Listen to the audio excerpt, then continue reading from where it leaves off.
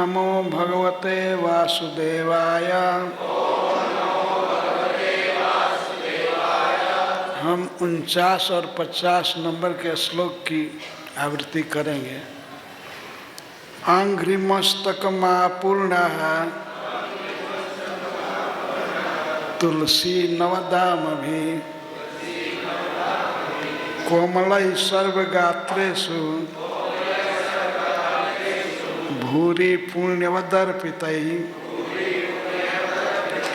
चंद्रिका विशदस्मेरैः सारुणापांगवीक्षितैः स्वकार्थानामिव रजः सत्त्वाभ्यां षष्ठीपालकः चंद्रिका विशदस्मेरैः सारुणापांगवीक्षितैः स्वकार्थानामिव रजः सत्त्वाभ्यां षष्ठीपालकः। इसी श्लोक की आवृत्ति कीजिए 50वें। चंद्रिका विशदस्मेरैः सारुणापांगवीक्षितैः स्वकार्थानामिव रजः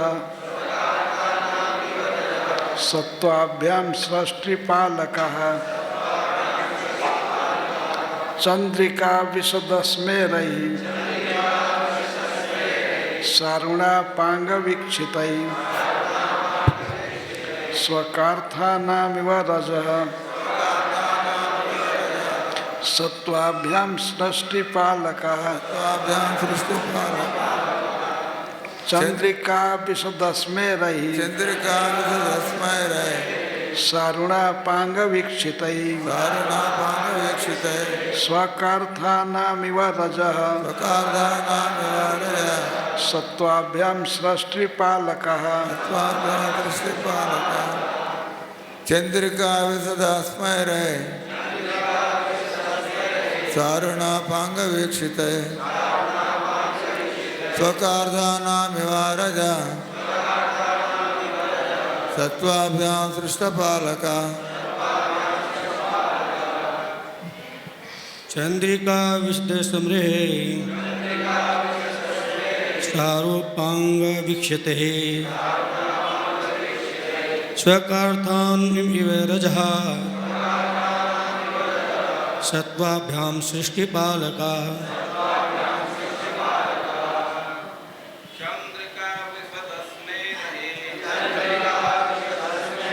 सारुणापांगवीक्षितैः स्वकार्थानामिव रजः सत्त्वाभ्यां सृष्टिपालकः चंद्रिका विशदस्मेरैः सारुणापांगवीक्षितैः स्वकार्थानामिव रजः सत्त्वाभ्यां सृष्टिपालकः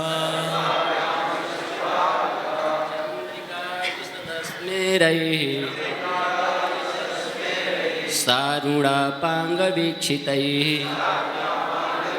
स्वकार्थानामिव रजः सत्त्वाभ्यां सृष्टिपालकः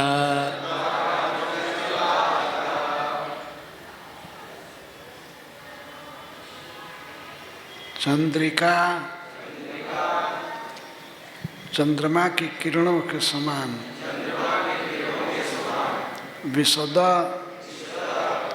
परम उदार स्मेरैः मुस्कान द्वारा स अरुण लालिमा से युक्त अपांग वीक्षितैः दृष्टि द्वारा स्व का नाम अपने भक्तों का युवा जैसे रजः सत्त्वाभ्याम रजोगुण और सत्वगुण के द्वारा सृष्टि पालका, सृष्टि करने वाले और पालने वाले,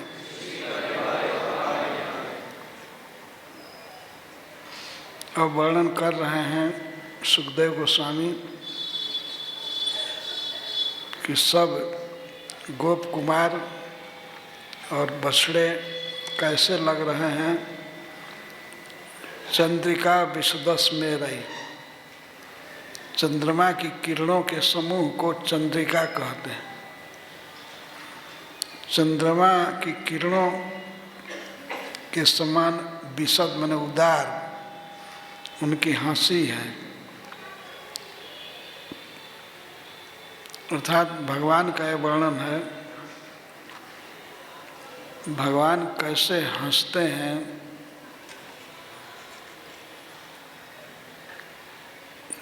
जब वे हंसते हैं, मुस्काते हैं, जिसको स्मित कहते हैं। चंद्रमा की किरणों के समान उज्ज्वल और विशद, विशद का अर्थ है परम उदार, स्मेरई स्मित मुस्कान,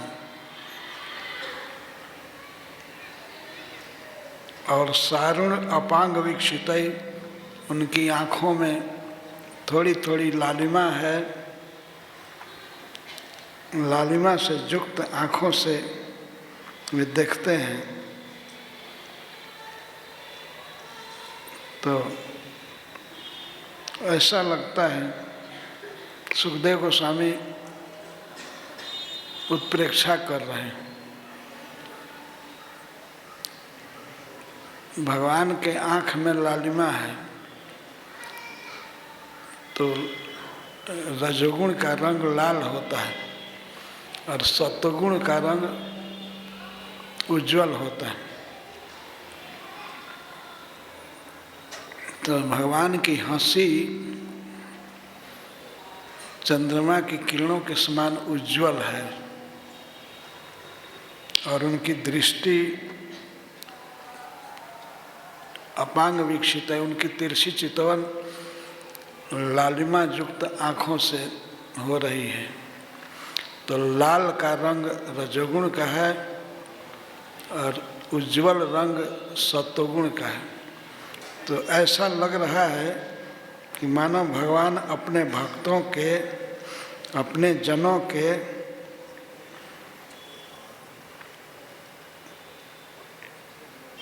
मनोरथ को स्वकार्थाना, भक्त में जो भी मनोरथ होता है, कामना होती है, उसे स्वकानाम अर्थ कहा गया है। सुखदेव जी कह रहे हैं मानो भगवान अपने भक्तों के हृदय में बहुत सी कामनाएं पैदा करते हैं। लाल आँखों, लालिमा युक्त आँखों से देख करके मानो सृष्टि कर रहे हैं। किसकी? अनेक मनोरथों की, लालसाओं की, अभिलाषाओं की सृष्टि करते हैं और पालन भी करते हैं, उसे पूरा भी करते हैं। भक्त जो भी मनोरथ करते हैं तो भगवान ही मनोरथ उत्पन्न करते हैं, वही काम उत्पन्न करते हैं, कामना पैदा करते हैं और कामनाओं को पूरा करते हैं। तो ये उत्प्रेक्षा है भगवान के हंसी से और भगवान की दृष्टि से। भगवान भक्तों में बहुत कामनाएं पैदा करते हैं, उन कामनाओं की पूर्ति भी वही करते हैं। भगवान के अंगों में विशेषता है, अपनी दृष्टि द्वारा वे अनेक अभिलाषा पैदा कर देते हैं। जैसे भगवान चैतन्य महाप्रभु कहते हैं न धनम न जनम न सुंदरीम कविताम वा जगदीश काम है। हे श्री कृष्ण, हमें धन की कामना नहीं है, जन की कामना नहीं है और न तो श्रेष्ठ सुंदरी कविता की कामना है, कवित्व की कामना है। हम नहीं चाहते हैं कि हम बहुत बड़ा पंडित बने, बहुत व्याख्यान देने वाला बने और बहुत धनी बन जाएं और हमारे बहुत से शिष्य बन जाएं या अनुगामी बन जाएं। मैं सब नहीं चाहता हूँ, लेकिन कामना तो है ही। मम जन्मनि जन्मनीश्वरे भवतात् भक्ति रहे तो की। हे श्री कृष्ण, मैं जन्म जन्म में, मेरा जन्म हो इसके लिए कोई कामना नहीं, जन्म बंद हो जाए। अर्थात मैं मुक्ति नहीं चाहता हूँ, मोक्ष नहीं चाहता, जन्म हो, बहुत जन्म हो। जन्मनी जन्मनी, जब जब मैं जन्म लूँ किसी भी योनि में, किसी भी देश में, तो वहाँ उस शरीर में, उस देश में, आपके चरणों में हमारी अहेतुकी भक्ति हो। यह मनोरथ है। जो भक्त लोग ऐसे ही मनोरथ करते हैं। दो प्रकार के मनोरथ होते हैं।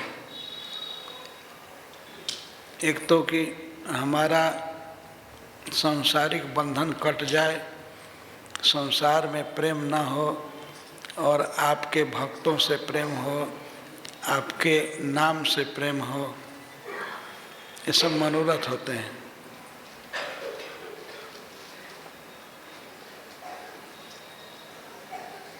श्रील प्रभुपाद जी वृंदावन में रहते हुए मनोरथ कर रहे थे।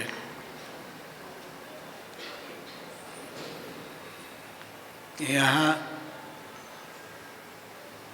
जो भूमि इस समय है रमण रेती की, वह बहुत वीरान थी। तो श्रील प्रभुपाद जी ने मनोरथ किया था कि यहाँ एक मंदिर हो तो अच्छा है, पर उस मनोरथ की पूर्ति भगवान किए बहुत वर्षों के बाद।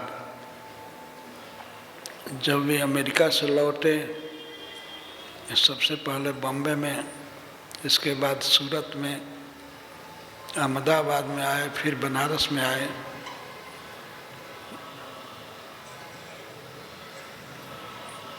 इसके बाद वे मायापुर गए,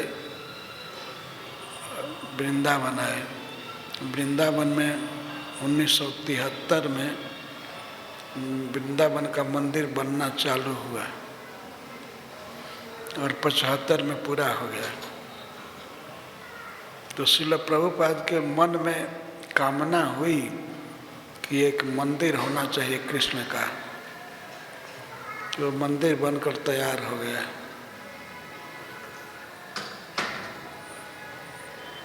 तो भक्तों में जो कामना होती है वो आध्यात्मिक कामना होती है, वो काम बंधन नहीं करता है। कामना उत्पन्न होती है रजोगुण से, पर शुद्ध भक्त के मन में कामना होती है वो रजोगुण से नहीं होती है, भगवान की दृष्टि से। भगवान पर जब वे देखते हैं, भगवान उन भक्तों को जब देखते हैं, तब कामना हो ही जाती है। और कामना की पूर्ति होती है भगवान की हंसी से। किसी सीमेंट से या लोहा से, पत्थर से मंदिर नहीं बनता है, बनता है भगवान के मुस्कान से। भगवान के अंगों में अद्भुत शक्ति है। प्रत्येक अंग का वर्णन किया गया है, भगवान कपिल देव जी ने किया है। सबसे पहले भगवान के चरण का वर्णन, संचिंतयेत भगवतः चरणारविंदम, भगवान के चरण का चिंतन करना चाहिए। कैसा चरण है, पहले महिमा बताते हैं। जिस चरण से स्वयं गंगा जी प्रकट हुई हैं और जिस गंगा जी को भगवान शिव बड़े आदर के साथ अपने मस्तक पर धारण करते हैं। कपिल देव भगवान कहते हैं कि गंगा जी को धारण करने के कारण ही शिव जी हो गए। अगर गंगा उनके मस्तक पर नहीं होती तो इस नंगा को, भिखमंगा को कोई नहीं पूछता। सारी महिमा भगवान शंकर की है गंगा जी के कारण, और गंगा जी हैं भगवान का चरण धोवन। चरण धो करके ब्रह्मा जी ने कमंडल में रखा, और भगीरथ जी ने जब तपस्या किया तब गंगा जी आई। तो गंगा जी को धारण किया गंगाधर ने, भगवान शंकर ने। तो गंगा जी को धारण करने से भगवान शिव की इतनी बड़ी महिमा है।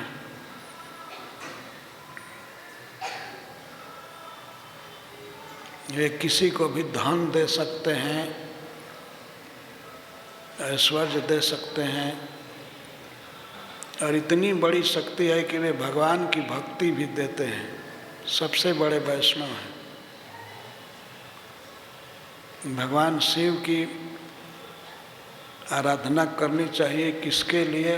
भक्ति बढ़ाने के लिए, धन आदि के लिए नहीं। वो भी देते हैं, धन भी देते हैं, सम्मान देते हैं। ब्रह्मा जी कहते हैं, मैं जिन लोगों के भाग्य में कुछ भी धन नहीं लिखा हूँ, और फिर भी हे पार्वती जी, आपका ये पति ऐसा बेवकूफ़ है कि बड़े बड़े कंगालों को बहुत धन दे दिया है। मैं जिनके भाग्य में कुछ भी नहीं लिखा हूँ, लेकिन वे कहीं से बेलपत्र के 3 पत्ते को चढ़ा दिए, बस इसी से ये फूल करके उनको धन दे दिया। तो आपका पति बौराहा है। ये एक प्रकार की कविता है गोस्वामी तुलसीदास की। ये प्रशंसा करते हैं कि जिनके भाग में कुछ भी नहीं है, उनको भी भगवान शिव राजा बना देते हैं, धन दे देते हैं। ऐसे उदार दानी हैं। पर सबसे बड़ा दान भगवान शिव के द्वारा आया है कि वे भगवान की भक्ति देते हैं। वो बेवकूफ़ नहीं है कि भगवान का नाम सब समय जपते रहते हैं। भगवान शिव दूसरे को धन दे देते हैं, लेकिन स्वयं राम नाम के रसिक हैं। राम राम राम दिन रात रटते रहते हैं। आज भगवान शिव का दिन है, शिवरात्रि, इसीलिए थोड़ा सा स्मरण कर लिया।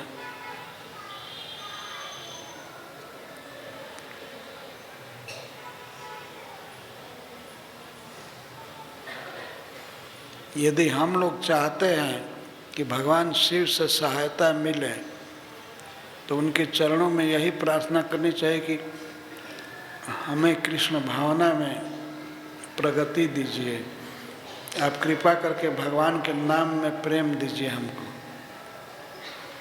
भगवान शिव बहुत प्रसन्न होते हैं और भक्ति का दान करते हैं जो चाहता है। बिना चाहे भगवान की भक्ति का दान तो केवल कृष्ण करते हैं, चैतन्य महाप्रभु के रूप में। बिना मांगे अतिशय पापियों को भी वे भक्ति दे देते हैं, चैतन्य महाप्रभु। लेकिन और लोग मांगने पर देते हैं। भगवान शिव से जब मांगा जाएगा तब भक्ति देंगे। तो भगवान के अंगों में विशेषता है। उनके चरण में नमस्कार करने से परम कल्याण होता है।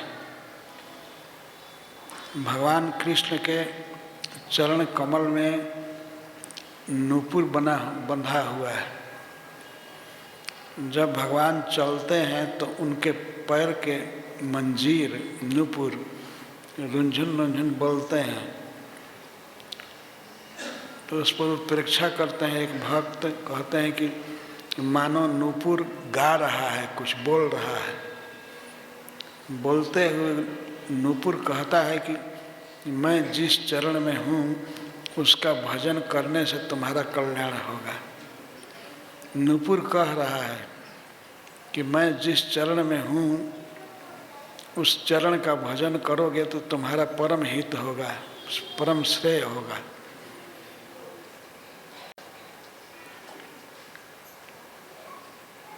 और यहाँ पर सुखदेव गोस्वामी कह रहे हैं कि भगवान के आँखों में जो लालिमा है वह भक्तों के मन में अनेक प्रकार की अभिलाषा को उत्पन्न कर देता है, अभिलाषा की सृष्टि करता है। क्योंकि रजोगुण का रंग लाल होता है तो भगवान के आँख का रंग थोड़ा थोड़ा लाल है, और उनकी हंसी चंद्रमा की किरणों के समान परम उदार है, उज्जवल है। तो उन मनोरथों की पूर्ति भी भगवान करेंगे।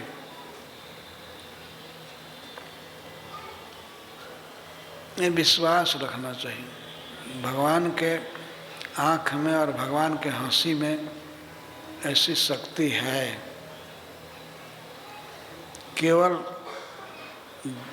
आँख से इशारा करके वे अनेक मनोरथों की सृष्टि करते हैं।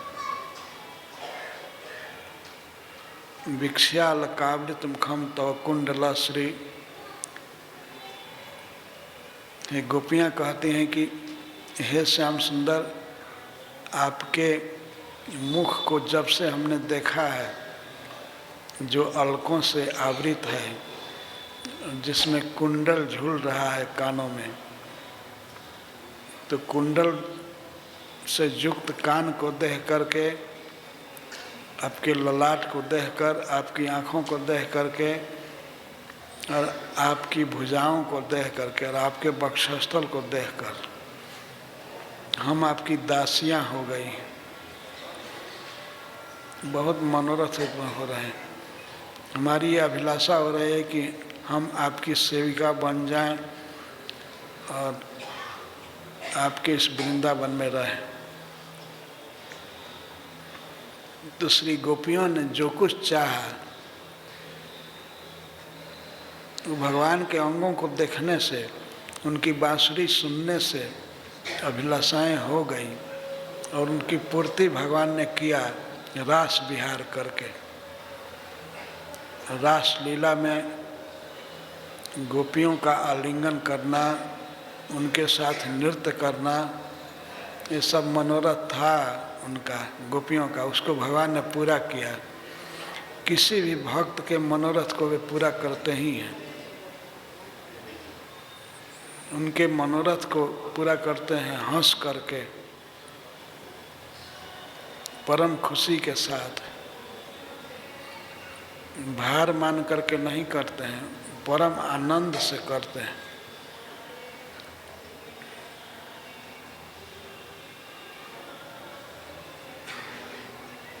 बहुत सुंदर उत्प्रेक्षा है सुखदेव गोस्वामी की। चंद्रिका विशद स्मेर है, चंद्रमा के समान विशद स्मेर। स्मेर का अर्थ है मुस्कान, और विशद का अर्थ है परम उदार। उदार मुस्कान होती है।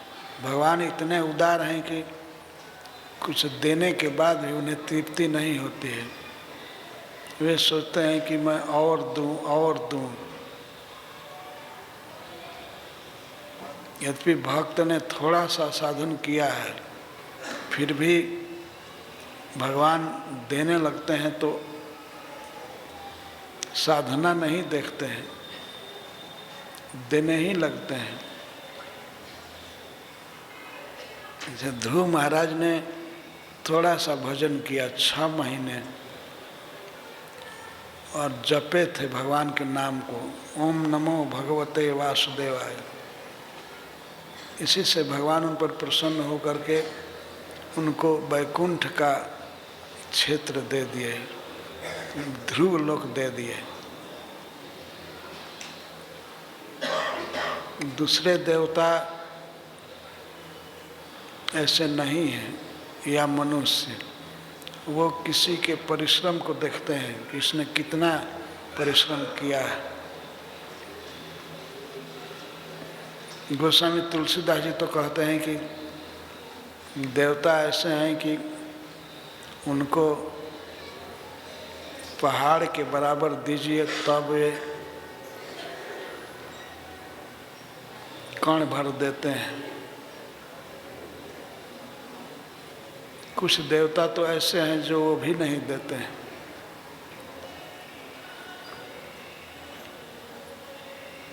किसी से कोई जल मांगता है कि हमको जल चाहिए, आप दीजिए हमको, तो वही व्यक्ति कहता है कि पहले हमको अमृत पीने के लिए दो, तब जल दूंगा। जब अमृत पीने के लिए ही देगा तो तुम क्या दोगे?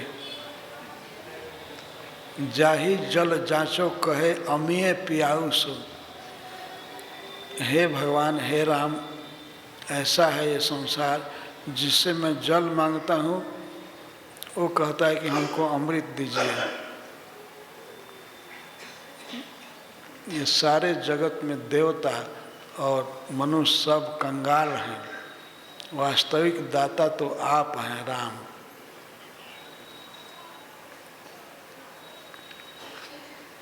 जब भगवान देने लगते हैं तो उनका यही भाव होता है कि मैं इस भक्त को बहुत कम दिया है, देना चाहिए। जैसे भगवान की शरण में जब विभीषण जी गए तब भगवान ने विभीषण जी को प्रथम भेंट में ही लंका का राज दे दिया। केवल प्रणाम किए विभीषण जी, वही संपत्ति भगवान शिव ने रावण को दिया था। 10 मस्तक को काटा, 10 बार मस्तक काट करके चढ़ाया, तब भगवान शंकर उसको लंका का राज दिए। और वही राज्य विभीषण जी को भगवान ने दे दिया केवल मस्तक झुकाने से, प्रणाम करने से। तो ये अंतर है।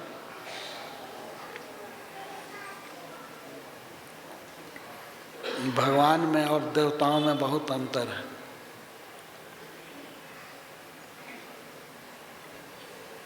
वे कृपा करेंगे भी तो वैसी कृपा नहीं कर सकते हैं जितनी कृपा भगवान करेंगे।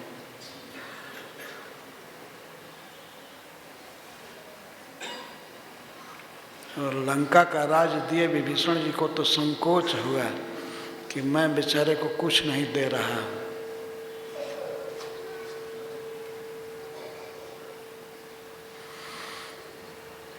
और उसी राज्य को देने में शिव जी की डानी मर गई।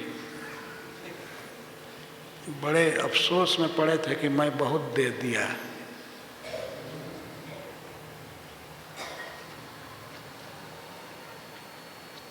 श्री भगवान से कुछ वानरों ने तर्क किया कि रावण का भाई आया तो उसे आप लंका का राज दे दिए और रावण आपके शरण में आ जाएगा तब क्या करेंगे? तो भगवान ने कह दिया, यदि रावण मेरी शरण में आएगा तो उसे अयोध्या का राजा बनाऊंगा।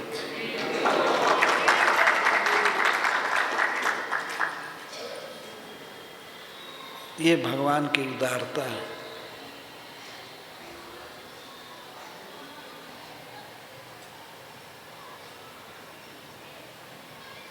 लेकिन दुर्भाग्य की बात है, रावण दुष्ट था, वो शरण में आया नहीं। वो गया धाम में लेकिन मर करके, भगवान ने उसको मार दिया, तब वो वैकुंठ गया।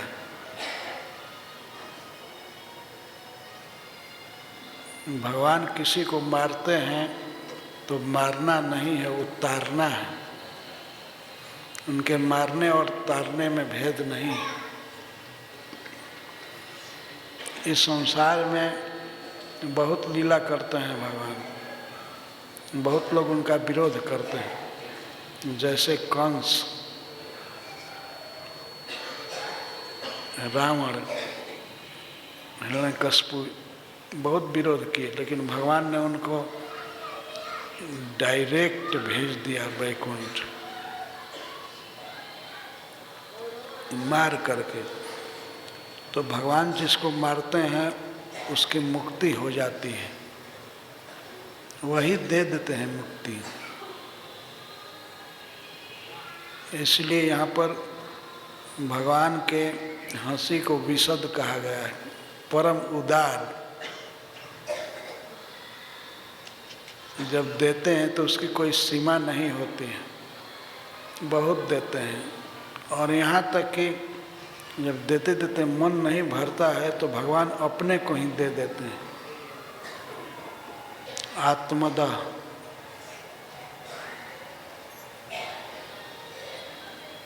बहुत से भक्तों को उन्होंने अपने आप को दिया है, जैसे अर्जुन को।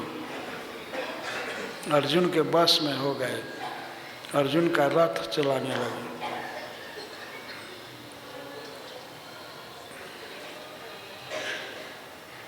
अर्जुन आज्ञा देते हैं कृष्ण को, सेवक जैसा। सेनयोर उभयोर मध्य रथम स्थापयामि अच्युत। हे अच्युत, आप दोनों सेनाओं के बीच में मेरा रथ खड़ा कीजिए। जाव देता निरीक्षे हम, जब तक मैं निरीक्षण कर रहा हूँ तब तक रोके रहिए।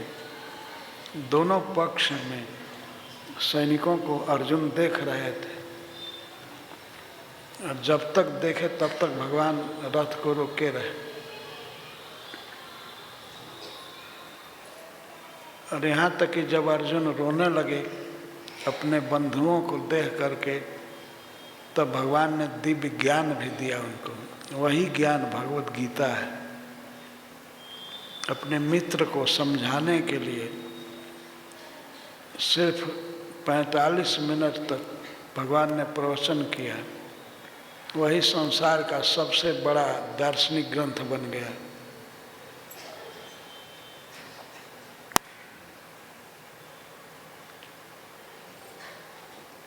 भगवान ने गीता कोई मनोयोग के साथ बहुत सोच समझ करके नहीं, विचार करके नहीं कहा। भगवान स्वाभाविक ही परम ज्ञानी है, ज्ञान ही उनका स्वरूप है। उन्होंने अपने मित्र को समझाने के लिए कुछ कह दिया, उसी पर वह संवाद समस्त ग्रंथों से बढ़ करके है।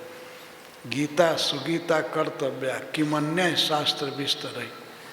गीता को ही पढ़ना चाहिए, सुगीता, इसी को सुस्वर में या सुंदर ढंग से बार बार पढ़ना चाहिए। किमन्य शास्त्र विस्तर है, अन्य शास्त्रों की क्या जरूरत है। या स्वयं पद्मनाभस्य मुख पद्मात् विनिश्चिता। यह भगवत गीता स्वयं भगवान पद्मनाभ के मुख पद्म से निकली है। भगवान की बातचीत है अपने मित्र के साथ।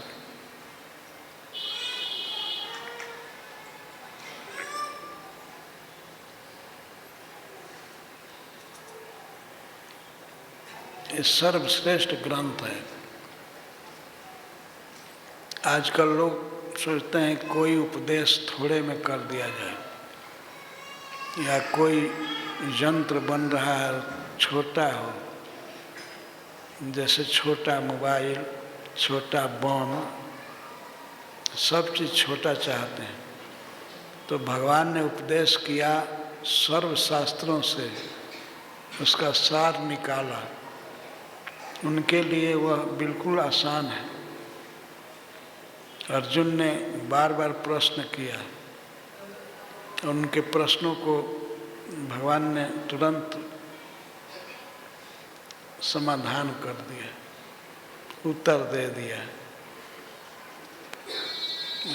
वो गीता सुनने के बाद अंत में भगवान सुनाने के बाद पूछते हैं अर्जुन से, कचिदेत श्रुतम पार्थ। हे पार्थ, तुमने इसको सुन लिया ना एकाग्रेण चेतसा, एकाग्र चित्त से, और अज्ञान से तुम्हें जो भ्रम हो गया था, मोह हो गया था, तो नष्ट हुआ ना। भगवद गीता सुन करके अर्जुन कहते हैं नष्टो मोह स्मृति लब्धा, मेरा अज्ञान नष्ट हो गया। अब मुझे स्मृति आ गई कि मैं आपका दास हूँ, आपकी सेवा करना है, आपकी आज्ञा मानना हमारा धर्म है। तो भगवान ने कहा अब क्या करोगे? तो करिष्ये वचनम तव, आपके वचन का, आज्ञा का पालन करूँगा। जब अर्जुन ने ऐसा कहा तो भगवान ने कहा कि ठीक है, धनुष उठाओ। वो अर्जुन उठा लिए और लड़े। ऐसा प्रवचन जो उनके अज्ञान को नष्ट कर दिया। अर्जुन कितने बड़े अज्ञान में पड़े थे। हाय मेरे दादा मर जाएंगे, मेरे गुरु मर जाएंगे, मेरे सब भाई साले संबंधी मर जाएंगे, मैं किसी भी स्थिति में युद्ध नहीं कर सकता। अंत में उन्होंने यही कह दिया था कि ना हम युद्ध से, मैं युद्ध नहीं करूँगा। पर उनके मुख से भी निकल गया था मैं आपका शिष्य हूँ, मेरी बुद्धि काम नहीं कर रही है, हमारे लिए जो हितकर बात हो वो बताइए।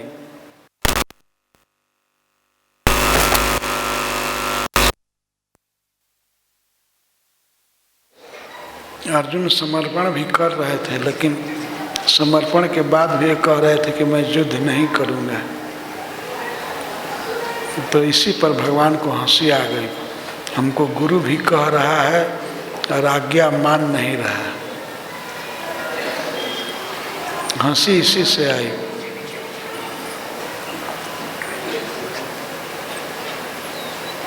भगवान ने सीधा आलोचना किया अर्जुन को, तुम बोलते हो बुद्धिमानों जैसा, लेकिन काम मूर्ख की कर रहे हो। जो मर गए हैं या जो जीवित हैं, किसी के लिए भी बुद्धिमान व्यक्ति शोक नहीं करता है, और तुम अभी तो लोग जीवित हैं उस तभी शोक कर रहे हो।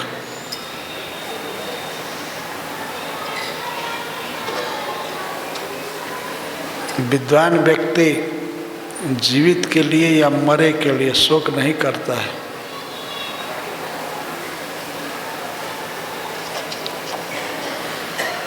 तब अर्जुन कहते हैं मैं कैसे भीष्म पर बाण मारूंगा, मैं द्रोणाचार्य पर कैसे बाण मारूंगा, वो तो हमारे गुरु हैं और भीष्म पितामह हमारे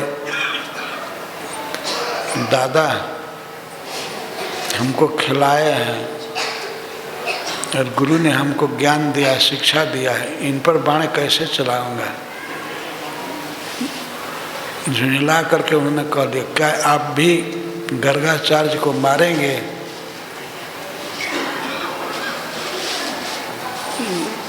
लेकिन अंत में उपदेश सुनने के बाद अर्जुन स्पष्ट कह दिए करिष्ये वचनम तव, मैं आपकी आज्ञा का पालन करूँगा और जो कहते हैं वही करूँगा। इतने बड़े अज्ञान में अर्जुन थे, काँप रहे थे, गांडीव धनुष को भी उठा नहीं पा रहे थे, उनके हाथ से गांडीव सरक रहा था। और स्वयं कहते हैं मेरे शरीर में आग लगी है, मेरा हृदय धक धक कर रहा है,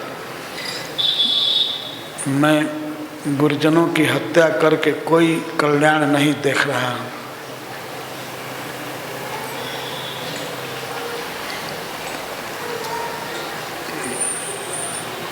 और जब भगवान का उपदेश पूरा हुआ तब अर्जुन खुशी खुशी तैयार हो गए। भगवान ने उनको समझाया था देखो कोई किसी को मारता नहीं है, कोई किसी को सुख दे नहीं सकता, दुख दे नहीं सकता। तुम अपने धर्म का पालन करो, अपने कर्तव्य का पालन करो, निष्काम भाव से मुझ में चित्त को रखो। तुम करता नहीं हो, तुम भुगता नहीं हो, इसलिए चिंता मत करो। भगवान ने कहा जो कुछ भी होता है संसार में प्रकृति करती है, मेरी शक्ति कर रही है। तुम निश्चिंत होकर के लड़ो कर्तव्य बुद्धि से। तो अर्जुन तैयार हो गए। कितना सुंदर ज्ञान है। जो अर्जुन की दशा थी कुरुक्षेत्र में, वही हम सब लोगों की दशा है। क्या करना है क्या नहीं करना है ये हम लोग नहीं जानते हैं। नहीं करने लायक काम को कर रहे हैं, करने लायक काम को नहीं कर रहे हैं। तो सबका कर्तव्य है कि भगवत गीता से अपने लिए कर्तव्य का ज्ञान प्राप्त करें।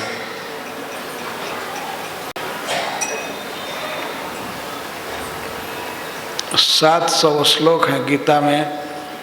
एक एक श्लोक अत्यंत महत्व का है।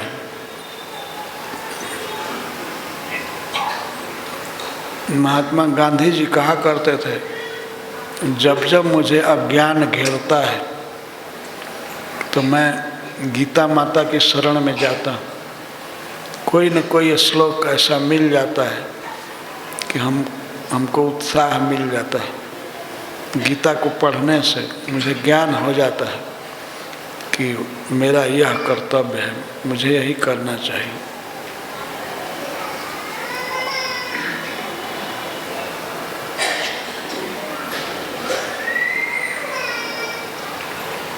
गीता समग्र मनुष्य जाति के लिए है और सबके कर्तव्य का वर्णन है। समस्त वर्ण और आश्रम में जो धर्म है सबका वर्णन भगवान ने किया। अपनी स्थिति के अनुसार अपने कर्तव्य को करना चाहिए।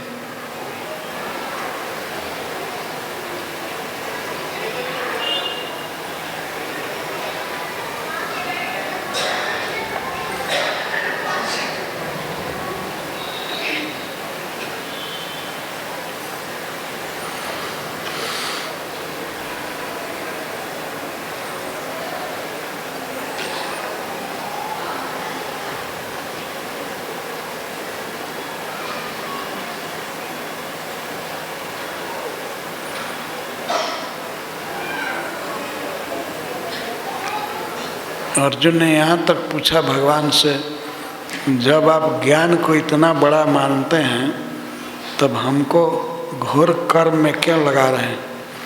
हमको ये मारने काटने वाले काम में क्यों लगा रहे हैं?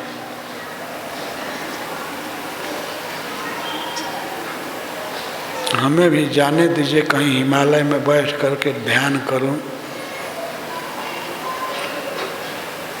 भगवान ने कहा कि देखो, एक ही साधन को दो तरह से कहा गया है। जो कर्म में निष्ठ हैं, कर्म करने में जिनकी रुचि है, उनके लिए मैंने कर्म का उपदेश किया है, कर्म योग का। और जिनकी बुद्धि निष्ठा है, बुद्धि में जो आसक्त हैं, बुद्धिजीवी हैं, उनके लिए मैंने ज्ञान का उपदेश किया है। लेकिन दोनों रास्ता एक ही डेस्टिनेशन पर जाता है।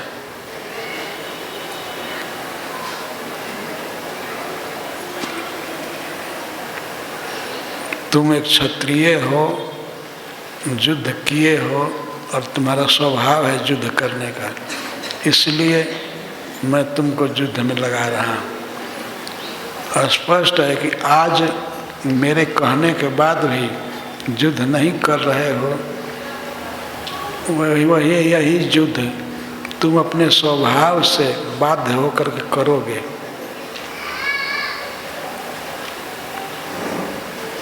आज कहने पर नहीं कर रहे हो, अपने आप करोगे।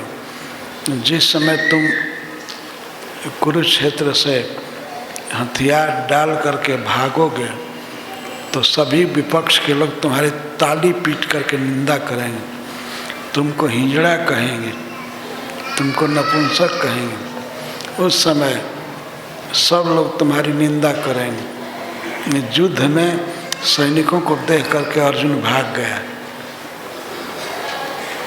तो उस समय तुम्हें निंदा ऐसी लगेगी, मरणादतिरिच्यते, मरने से भी खराब लगेगी। अब तुम सोचोगे कि इससे मर जाना अच्छा है। मर जाने से तो निंदा नहीं सुनेंगे ना। सम्मानित व्यक्ति के लिए अपनी निंदा मरने से भी ज़्यादा खराब है।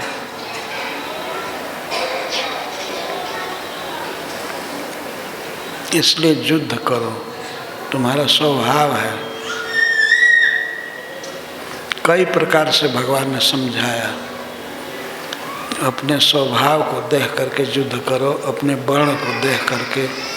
तुम क्षत्रिय हो, क्षत्रिय के लिए ऐसा युद्ध है बड़े भाग्य से प्राप्त होता है।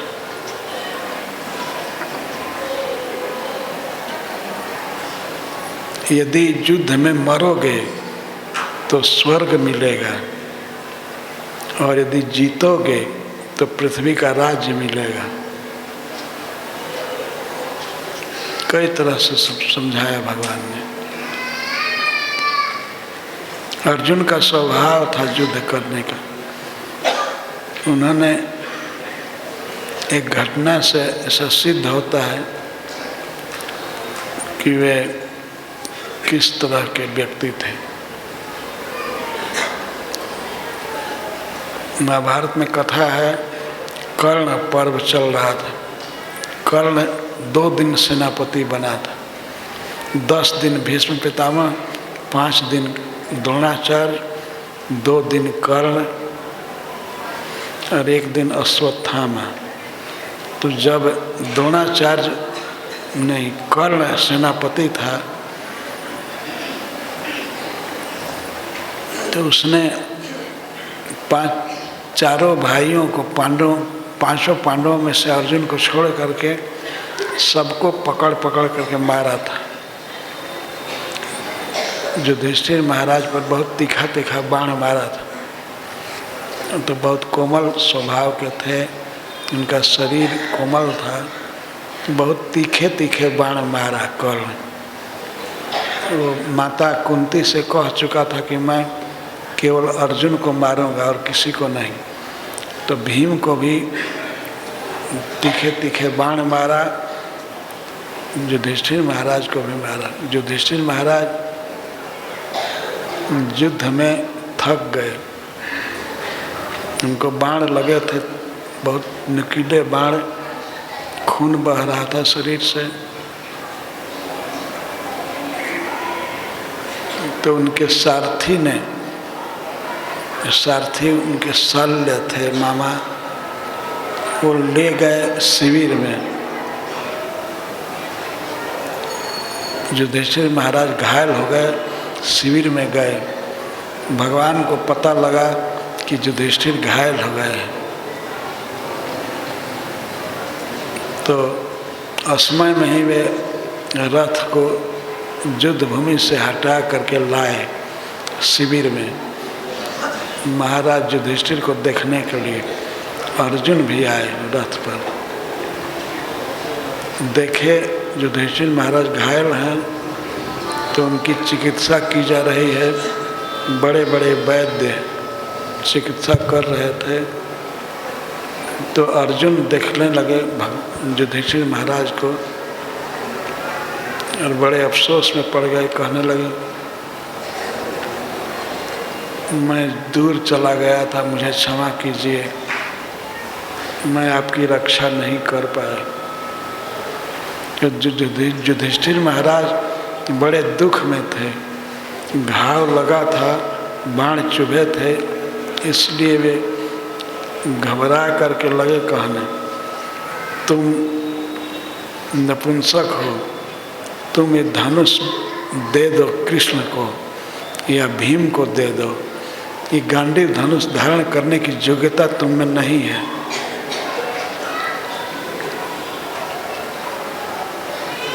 उनको घाव लगा था, इससे दुखी होकर के वे कहने लगे। अर्जुन की प्रतिज्ञा थी बहुत पहले कि जो व्यक्ति कह देगा कि ये धनुष धारण करने की योग्यता तुम्हें नहीं है, उसका मैं गला काट लूँगा।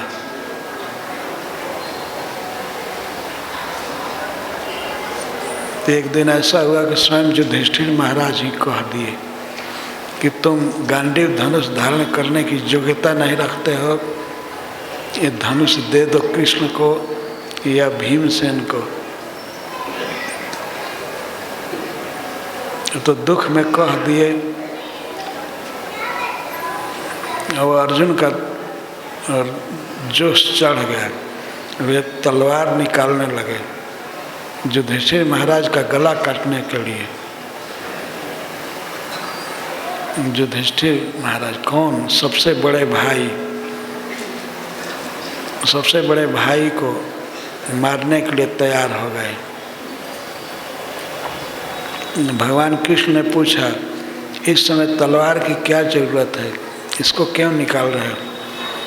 तब अर्जुन ने कहा कि मैं युधिष्ठिर महाराज का गला गर्दन काटूंगा, क्योंकि ये मेरी प्रतिज्ञा है। अपनी प्रतिज्ञा पूरी करने के लिए मैं काटूंगा ही। और लगे कहने कि मैं क्षत्रिय हूँ, मैं युधिष्ठिर महाराज का मस्तक काटूंगा। तब भगवान हंसने लगे। हंस करके उन्होंने कहा, देखा ना अपना स्वभाव, अरे मूर्ख कहीं के, बिना सोचे समझे तुम प्रतिज्ञा कर लिए, उस प्रतिज्ञा में क्या दम है? जिनकी सब समय तुमने पूजा की है, वही थोड़ा सा दुख में तुमको बोल दिए तो तुम इतना जोश में आ गए। क्षमा मांगो युधिष्ठिर से। भगवान स्वयं प्रणाम करते थे युधिष्ठिर महाराज। अर्जुन को कहे प्रणाम करो, तो अर्जुन भगवान की आज्ञा से युधिष्ठिर महाराज को प्रणाम किए और लगे अपनी निंदा करने कि मैं बहुत बुरा हूँ। फिर कहने लगा कि आपने हमको ये कह दिया कि गांडीव धनुष दे दो भीम को या कृष्ण को, इससे मैं दुखी होकर के आपको मारना चाहा, मुझे क्षमा कीजिए। फिर लगे रोने चरण में गिर करके। तब युधिष्ठिर महाराज बड़े दुखी हुए, कहने लगे ठीक है, अब युद्ध बंद करो, मैं युद्ध नहीं होगा, मैं भी चला जाऊंगा वन में, भगवान की भक्ति करूंगा, अब मैं राज नहीं चाहता हूँ।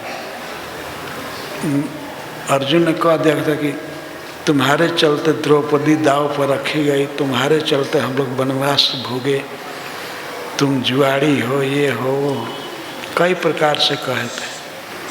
तो लग कहने कि हमने ऐसा कह दिया, सारी गलती को माफ़ कीजिए। तो युधिष्ठिर अब कहने लगे कि ठीक है, मेरे कारण तुम सब भाइयों पर विपत्ति आई, मैं जुआड़ी हूँ, जुआ खेलता हूँ, मैं राज हार दिया, द्रौपदी को हार दिया था, इसलिए मैं वन में जाता हूँ। तुम युद्ध करो या बंद करो, कुछ भी करो। भगवान कृष्ण से उन्होंने कह दिया कि ठीक है, अब कृष्ण तुम्हारी भी जो इच्छा हो करो, हमको राज नहीं चाहिए। तो अर्जुन और कृष्ण दोनों चरण में गिर करके युधिष्ठिर महाराज को मनाने लगे।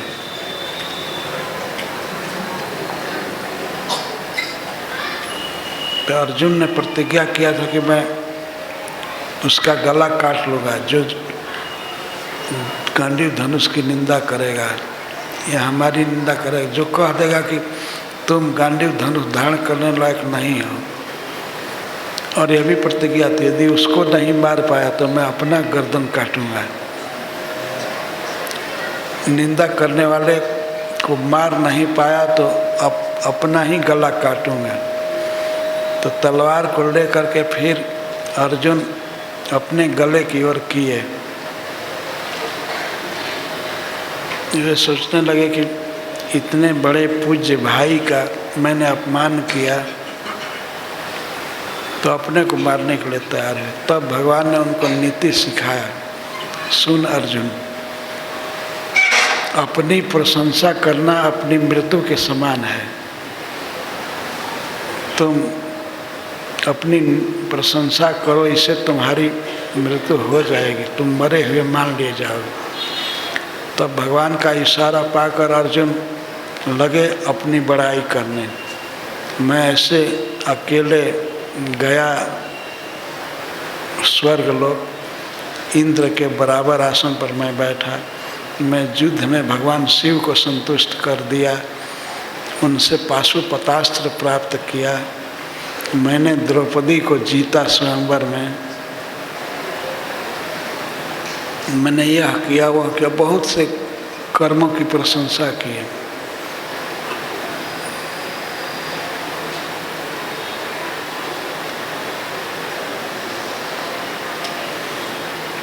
और उसके बाद फिर अपने को मारने के लिए तैयार हुए कि मैं भाई के विषय में ऐसा कह दिया, इतने पुण्यवान राजा, उनकी निंदा कर दिया, अब मैं जीवित नहीं रहूँगा। भगवान उस विषम स्थिति में अर्जुन को समझाए, युधिष्ठिर महाराज को समझाए, सब ठीक हो गया।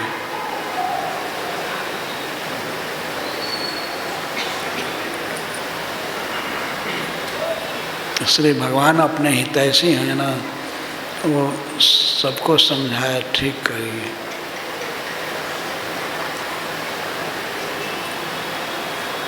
अगर भगवान कृष्ण नहीं होते तो अर्जुन भी मर गए होते, युधिष्ठिर भी मर गए होते अपने आप।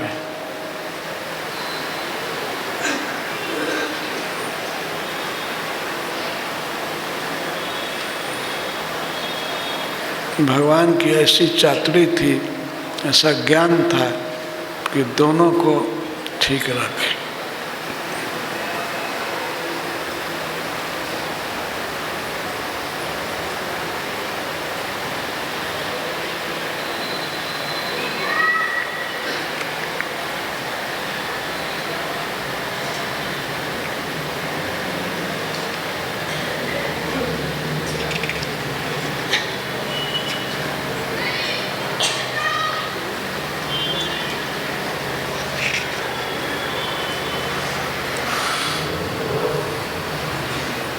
आज की कथा का सारांश यह है कि भगवान अपने भक्तों में मनोरथ की सृष्टि करते हैं और उन मनोरथों को पूरा करते हैं।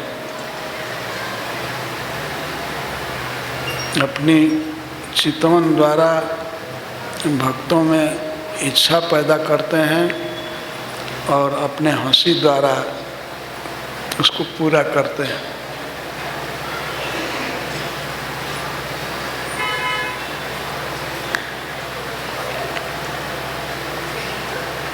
श्रील प्रभुपाद ने स्वयं इसमें उदाहरण दिया है कि मुझे इच्छा थी कि वृंदावन में मंदिर बने तो भगवान ने तैयार कर दिए। उनकी इच्छा थी कि विश्व में सब जगह कृष्ण भावनामृत का प्रचार होना चाहिए, तो भगवान ने उसको पूरा किया। किसी भी भक्त में कोई मनोरथ होता है तो भगवान उसकी पूर्ति करते हैं।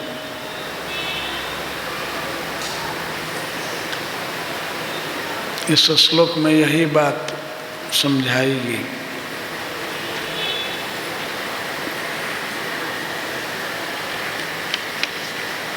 चंद्रिका विशदस्मेर सारुणा पांग वीक्षित स्वकार्था नामिव रजः सत्वाभ्याम सृष्टिपालक।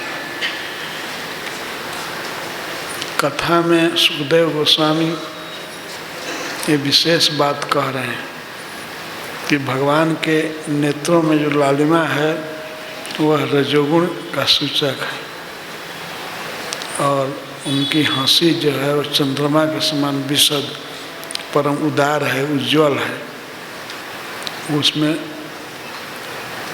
सत्वगुण है। सत्वगुण के द्वारा भगवान पालन करते हैं जीवों का, और भक्तों को जो भी अभिलाषा होती है उसकी पूर्ति करते हैं। किसी भी काम को ये हमारे द्वारा अशक्य है नहीं सोचना चाहिए। यदि वो भक्त है, स्व का नाम अर्थ, और भक्त के मन में यदि मनोरथ हो गया कि यह कार्य करना है, भगवान का प्रचार करना है,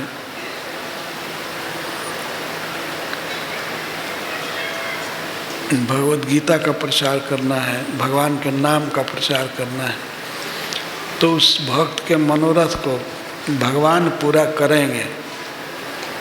अतः ये हमारे लिए अशक्य है ऐसा नहीं मानना चाहिए।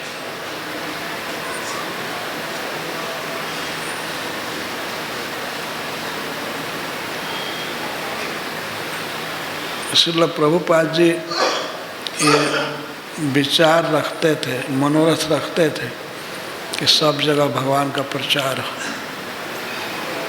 उनके गुरु ने आदेश भी दिया था, भक्ति सिद्धांत सरस्वती गोस्वामी ने, तो पूरा किया प्रभुपाद जी ने।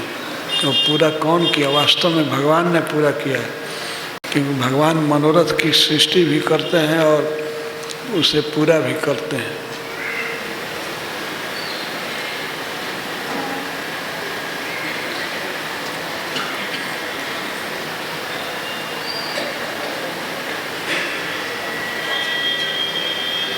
स्वकार्था नामिव रजः सत्वाभ्यम सृष्टि पालका। अपने जनों के अर्थ को श्री भगवान पूरा करते हैं।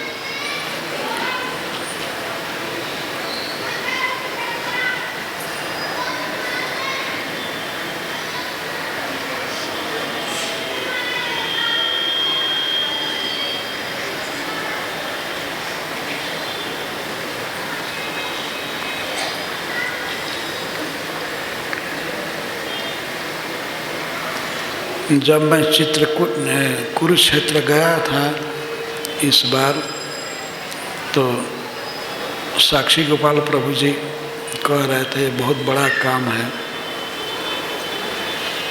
कुरुक्षेत्र का मंदिर बनाना।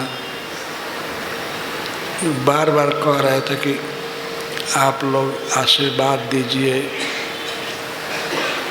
प्रभुपाद जी के भक्त लोग चाहेंगे तो हो जाएगा। मैं यही याद कर रहा था कि सब कुछ भगवान की कृपा से संभव है। मेरे ब्रह्मा जी को इच्छा हुई कि मैं ब्रह्मांड की सृष्टि कर दूं। इतना विचित्र विश्व बनाने की उनकी लालसा थी, तो उस ज्ञान उनको हो गया, सारी सामर्थ्य मिल गई, ब्रह्मा जी सृष्टि करने में सफल हुए। तो कुरुक्षेत्र का मंदिर बनना कौन बड़ी बात है। जब ब्रह्मांड भी भगवान के संकल्प से ब्रह्मांड बन सकता है, तो कुरुक्षेत्र का मंदिर क्यों नहीं बनेगा? भगवान की इच्छा पर है, मंदिर बनाएंगे। अपना उत्साह रखना चाहिए।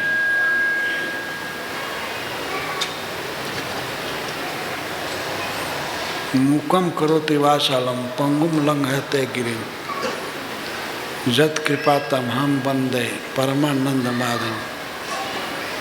गूंगा व्यक्ति भी बोल सकता है, केवल बोल नहीं प्रवचन कर सकता है, शास्त्र पर व्याख्यान दे सकता है।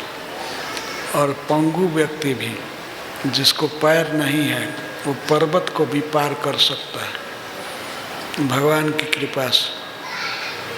ऐसे श्री भगवान को हमारा प्रणाम, जो परम आनंदमय है, परमानंद माधव। और माधव जो लक्ष्मी जी के पति हैं, लक्ष्मी जी के पति हैं, तो लक्ष्मी की कमी नहीं होगी, और थोड़े से प्रयास से भी काम हो जाएगा।